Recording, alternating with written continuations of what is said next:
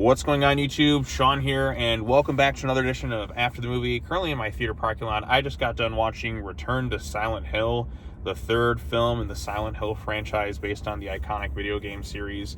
And I'm here to get my thoughts on it. I guess this game is based on the second Silent Hill game. Now, confession time, I've only really played the first Silent Hill video game. I don't even know if I finished it because I played it like many years ago, but I never played Silent Hill 2, 3, or all that stuff. So I'm not coming this from the perspective of somebody who vividly knows the source material. So I'm just making that known ahead of time. Maybe I'll go and play the games because I'm sure when you have like a 10-hour campaign or something with a video game, you can be really invested in a story. So condensing a story like that into a film is not exactly an easy task, but it's not like you can't do a really good video game adaptations. We're actually on the cusp of doing some good ones for once. I think the Sonic the Hedgehog movies, to me, are the gold standard of them. I think those are the best ones. But Silent Hill, it has its own like fan base, and from what I heard, the second game is arguably the best in the franchise and has a really interesting storyline. But taking that and trying to put it into a movie, that's where things get a little bit tricky. So this is a psychological horror film. I have seen the other two Silent Hill films. I own the first film. I rewatched that like last week because I hadn't seen it in many years, and I'm kind of reminded why. Visually it looks nice, but it's overall kind of boring. I hadn't seen the second movie since I saw it in theaters, and when I was younger, this is a long time ago at this point, I thought it was more entertaining than the first.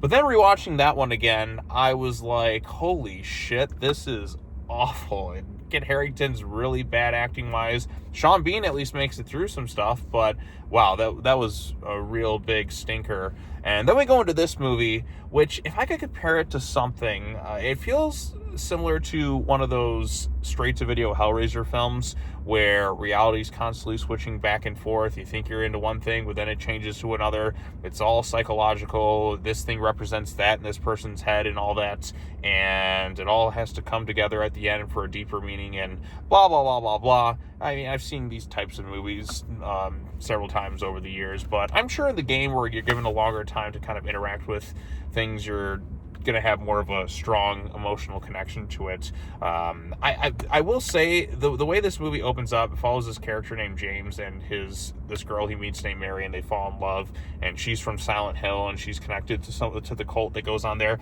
The cult plot line goes absolutely really well. I mean, stuff happens with it, but it feels kind of a bit like an afterthought towards the end of the film, and I was kind of sitting there thinking, are we just not going to acknowledge their existence or do anything with them? Okay.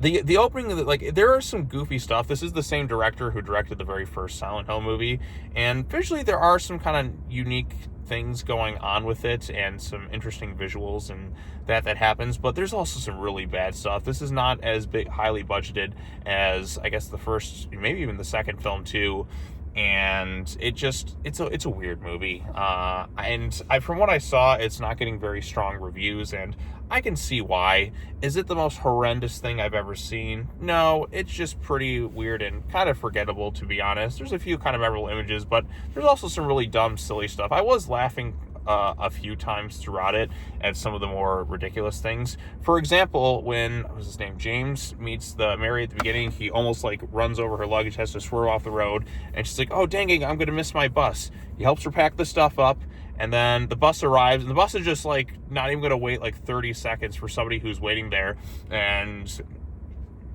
so she can kind of get out of town, which is ridiculous. You're at a bus stop. You can't wait 30 seconds for somebody to get on the bus. What the hell are you doing, bus driver? So she picks her stuff up.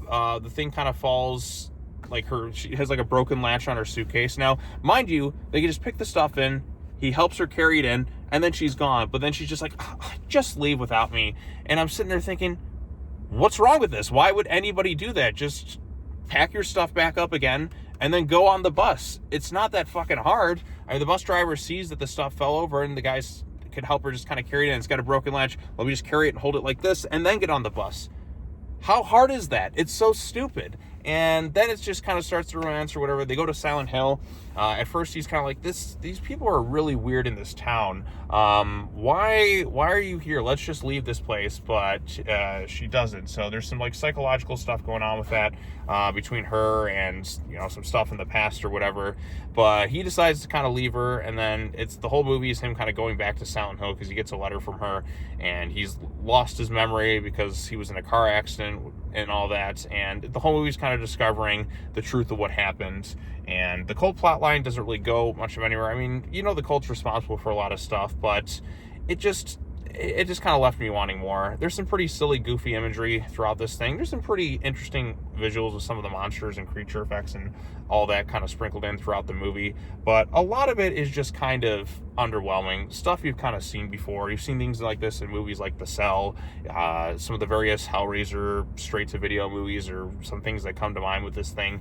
It's a psychological horror film, and you're not sure what's real, what's not, and all that. And it just kind of leaves you wanting a little bit more by the end of it. I didn't really buy much of their relationship because, well, I didn't buy it. Like, it's 30 seconds into it, she's already driving off with him, and that's just kind of that. And then it's just like, I loved you, Mary, or whatever, and then they're off doing their thing, and then he kind of leaves her because you got this crazy cult stuff. And then he goes into the town. You have all these weird characters popping up, but nobody acts, I guess, kind of logically, if that makes sense. Yeah, this is a psychological thing. Silent Hill, from what I gather, is just kind of like, it's this own supernatural entity of sorts that kind of has people go through their own nightmares and all that. But if I saw some of this weird shit, I'd have some sort of reaction to it. It's like, okay, this is really bad news. Maybe I should kind of get the fuck out of this town. Or at least in the first movie, you had like people actually reacting like, what is this place? But since this is kind of a standalone movie and it's not really connected to anything that came before it, it does leave me questioning, okay, this is a straight reboot. If you've never played the games or seen any of the other movies, you're going to be completely lost in this whole narrative from start to finish. So I've seen the first two films, so I got a better idea of how Silent Hill works, but going in, and I played a little bit of the first game, but somebody who's not played the games or saw the other movies, just going to this one as is, I think they'd be really kind of confused with it and just kind of left scratching their heads. Why did this character pop up? Why did they just disappear? This town is clearly destroyed and all that. Why am I coming back here again? Why does nobody have any real reactions to things that would make sense? Why is this guy's acting not that great? Why does he have this incredibly fake-looking beard at the end of the movie?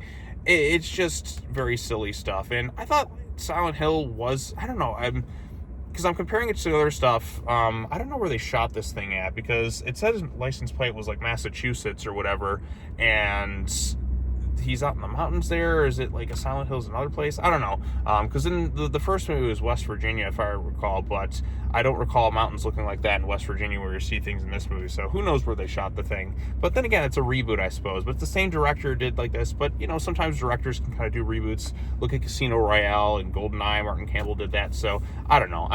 Silent Hill's its own weird kind of place. Watching this, I did feel like I was watching a video game cutscenes, but without having played the game or having the long enough time to kind of sit through it and really kind of feel the impact of the psychological stuff going on and be heavily invested in the emotional aspects of it. Because I didn't really get into these two characters and their relationship because it kind of jumped around back and forth. I didn't really feel the heavy emotions that the movie was going for. The acting isn't particularly strong.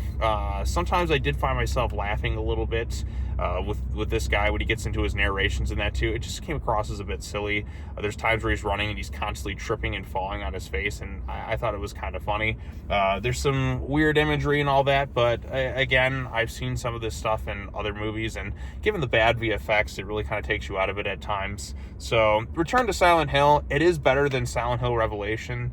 It's a little bit more memorable, I'd say, than the first movie in some ways, but the first movie I think was stronger, had an easier to follow narrative, and I guess better acting because you got Sean Bean in there. But I don't think any of these Silent Hill movies are all that good, to be honest. I really haven't found myself all that invested in what's going on in these things, and I just don't think any of them are all that good. This one is better than 2, but 2 was so bad it was kind of funny, and I did chuckle a few times during this one, but I also did like kind of scratching my head at a few other instances going on in the movie that just made you go, what are we doing here? So I don't know.